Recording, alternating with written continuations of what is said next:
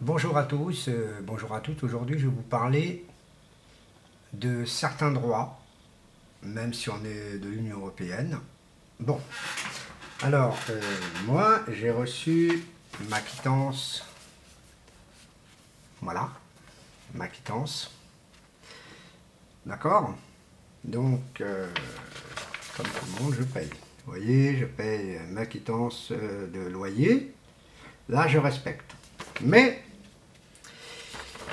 ceux qui remarqueraient bien, vous verrez que c'est pas marqué la PL. Donc je ne l'ai pas. Car l'excuse,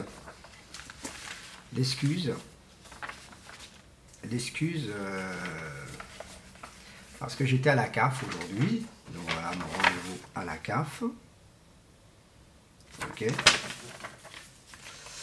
J'étais à la CAF. On m'a dit que c'est une obligation d'être enregistré à Pôle emploi. C'est une obligation parce que je ne travaille plus à l'ESAT. Je vous ai expliqué plusieurs fois que je suis dans le domaine professionnel de mon association, donc je suis président. Je suis président de mon association et on me dit que je suis une obligation de m'enregistrer à Pôle emploi pour avoir le droit de l'APL.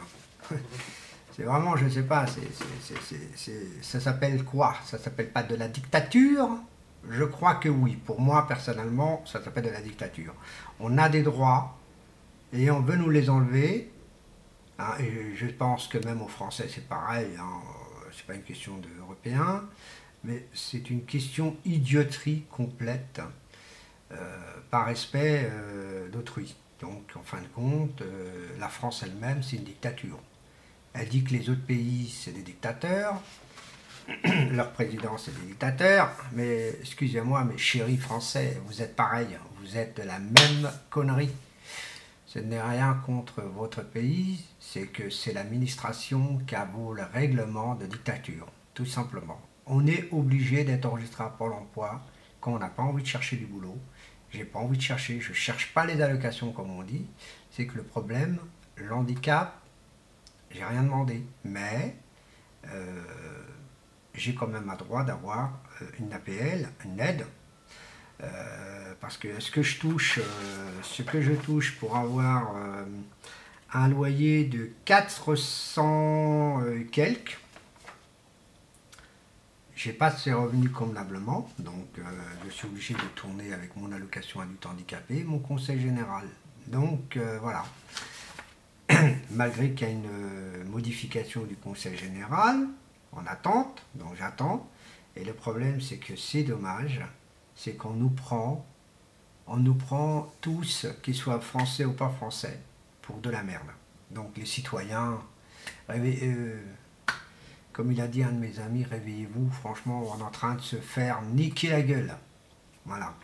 Et donc, en gros, je pose la question quand même, est-ce qu'il y a des situations qui sont comme ça? Moi, j'ai ouvert mon petit truc. Je suis déclaré. Je suis à l'URSSAF. Donc, j'ai même reçu ma lettre de l'URSSAF aujourd'hui, justement. Parce que j'ai fait le nécessaire à l'URSSAF. Hein, vous savez, regardez. Je peux vous confirmer. Voilà, ma lettre de l'URSSAF. Voilà. C'est pour dire tout simplement que pour l'instant, je ne suis pas... j'ai aucun salarié qui est prévu pour l'instant. Je risque d'en avoir, mais tant qu'on ne tourne pas en plein régime, je ne peux pas en avoir. Et moi, ce qui m'intéresse, c'est ça. Parce que je voudrais vraiment que ça tourne, comme ça, qu'on oublie. Parce que moi, les allocations familiales, pour être honnête avec vous, c'est pas trop mon truc. Mais on n'a pas le choix. On est obligé d'avoir ces allocations-là, ces aides. Alors vous imaginez, si on a un enfant, on va vous enlever. Au jour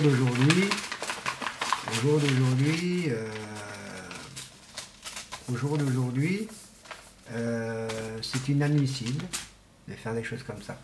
Donc en fin de compte, mon loyer, je vais voir avec ma gardienne si je peux le payer en 2 fois. Parce que quand même, ça va être dur, très très dur pour moi.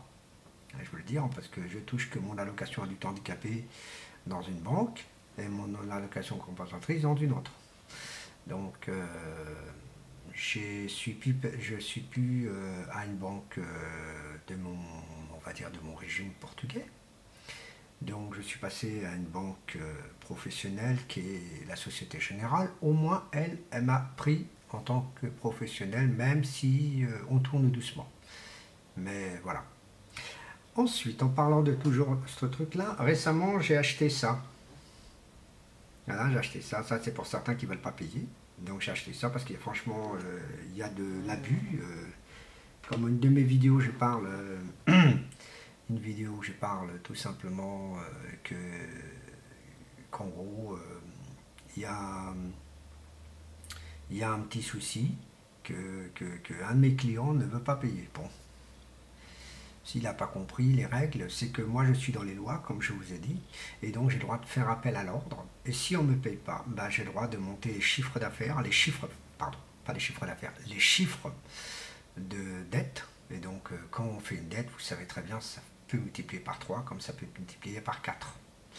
Je ne suis pas comme ça pour l'instant. Je l'ai prévenu au moins 4 fois.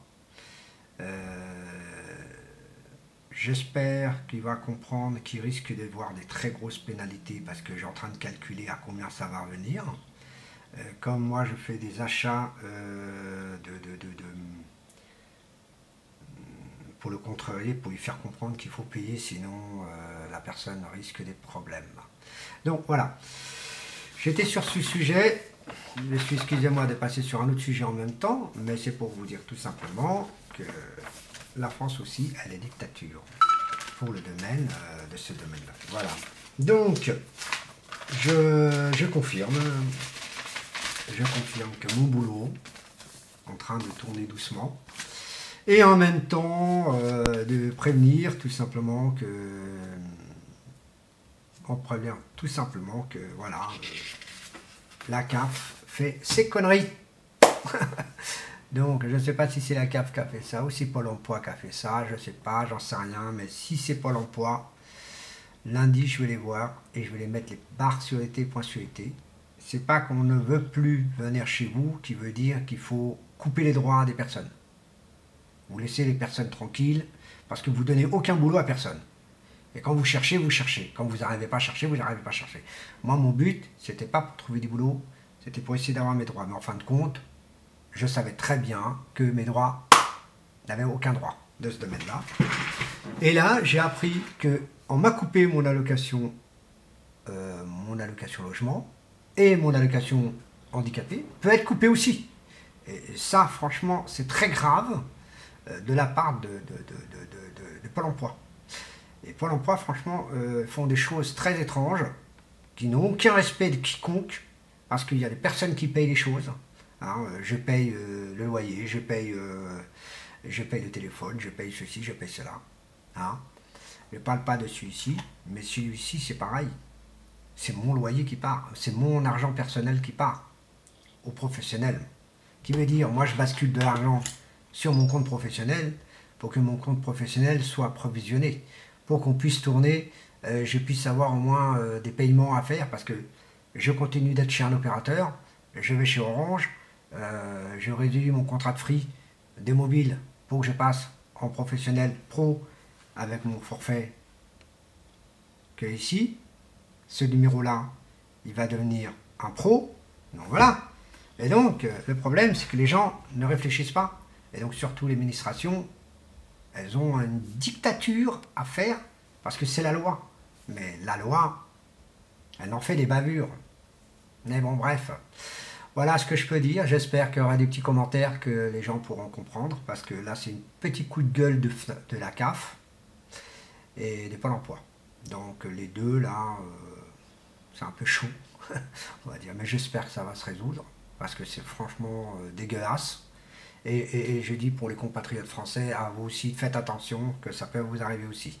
Voilà, bah écoutez, je vous remercie beaucoup et surtout, bonne continuation. À la prochaine vidéo, au revoir.